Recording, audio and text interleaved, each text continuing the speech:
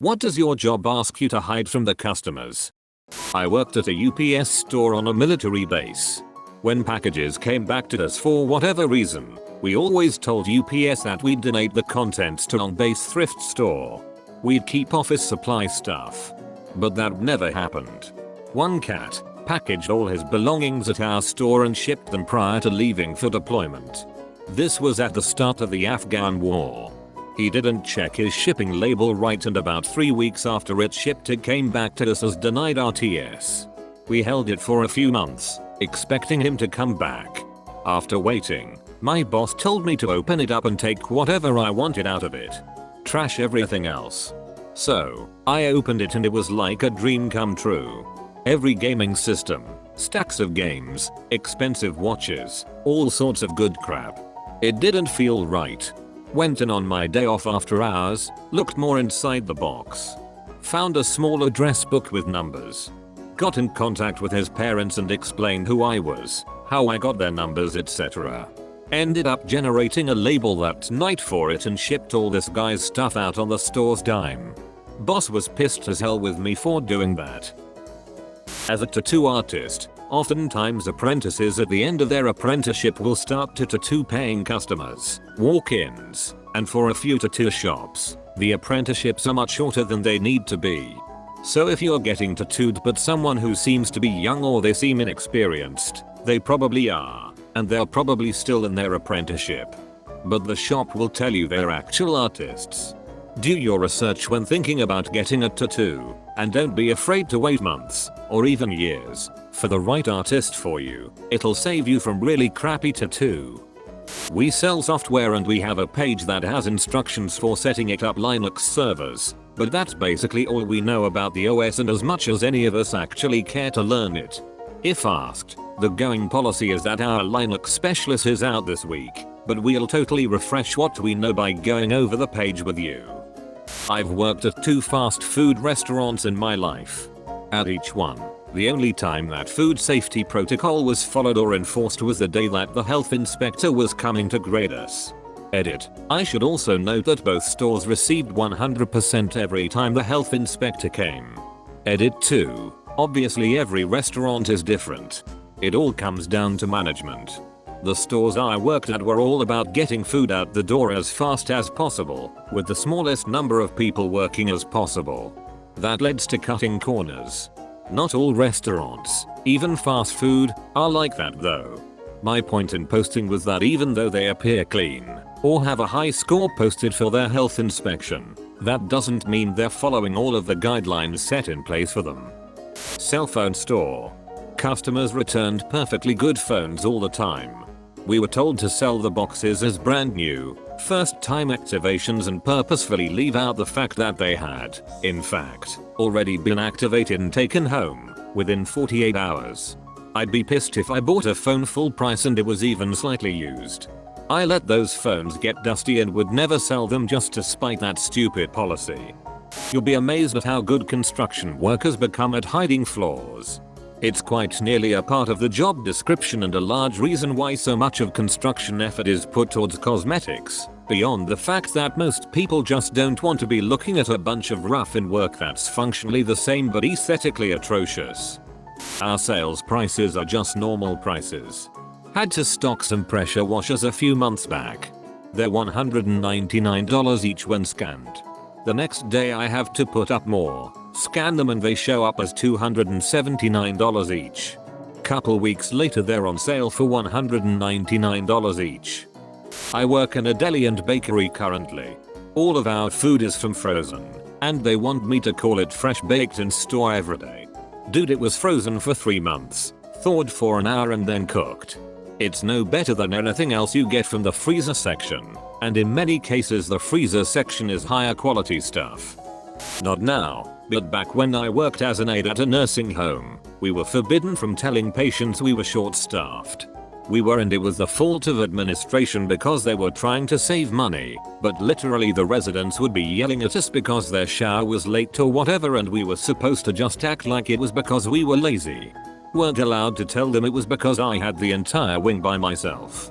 The administrator was sick of having angry family members calling to complain and decided we should take the brunt of it instead.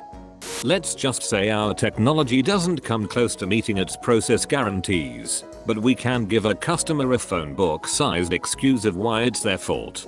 I can't tell which of our vendors this is. Any. Literally any. The restroom. I work at a small privately owned pet store. It's the most trashy store ever, and the bathroom is a room with a toilet, water heater and buckets. To use it you have to go through the back room, which is where we keep the rats and stuff. Basically it's employees only. Well, one lady asked to use the restroom. We let her and she stole a turtle that was being soaked in the sink on her way out. We caught her stuffing it in her bra, but she got away. Now if a customer asks if we have a bathroom, I have to say no. Not in my current job, but when I worked in retail, we had to process waste food off the floor. Waste food being fresh items that had been reduced on their use-by date, and then wasted or removed from our stock level. Because the company didn't want customers to see how much food was wasted, it was a lot. We could process damaged items on floor or items that had been taken out of the fridges and dumped elsewhere by customers, but not out of date or end-of-life products. We did trial giving our waste food to a local homeless shelter, but head office stopped it because it wasn't viable, which I took to mean there wasn't any money in it for head office, so I pushed them and they then said they were worried there might be lawsuits against the company for giving out of date food to people. We could accidentally poison somebody, etc. I'm talking trolleys of food. Liquids were poured away and written off. Food was placed in bin bags and thrown in huge bins around the back of the store that were locked to stop people digging through it. Some of my colleagues would pour bleach or industrial strength floor cleaner over it too. I had a problem with wasting so much food and thought the excuses head office gave for not allowing us to donate was rubbish. It was all about the bottom line for them. The company itself makes a lot of noise about how environmentally friendly and green they are, and how much work they do for charity, when behind the scenes it wasn't like that at all. They had a really crappy attitude towards their staff in general too. I was glad to get out of there. Food retail is the worst retail sector to work in. Everything. Where do I even start? Really, the only thing I'm allowed to tell the customers is this spiel about the place and where the restroom is. I really wish I could help people more than I can, but management actually trained me to actively hide things from people. Literally, I'm supposed to make the customers' lives harder. If I don't do it to management's approval, they go and hide even more things. Then again, I work in an escape room. They had us in the first half, not gonna lie. At the hotel I worked at, if a guest found a stray bed bug, all staff were instructed to neither confirm nor deny that it was an actual bed bug. Word games were not fun. I experienced that firsthand. Went to a convention that was infested with cockroaches. Collected a few in a cup, and went to the front desk to complain. They reassured me that what I saw was just harmless water bugs and that there were no roaches anywhere in the hotel. None. Zero. Nada. Had to ask them if they'd be fine with me releasing these harmless bugs in the lobby, and the moment I said that they froze, and realized there was nothing they could say or do. I worked for Disney Store. We had a book of words we could use, like if it was hot, we had to say it was pleasantly warm, etc. I hated it. My last job was a white labeled help desk. You had to hide the fact that your company existed at all from the customer. You had to pretend you were from whatever company the customer was using for their IT. Pretty common for MSPs, especially when reaching out to third-party support for an application. Way easier to say, I'm from name of client company, than say I'm from MSP name, then having to deal with needing to get someone else from the client company on the line, have them approve you to access their account, etc.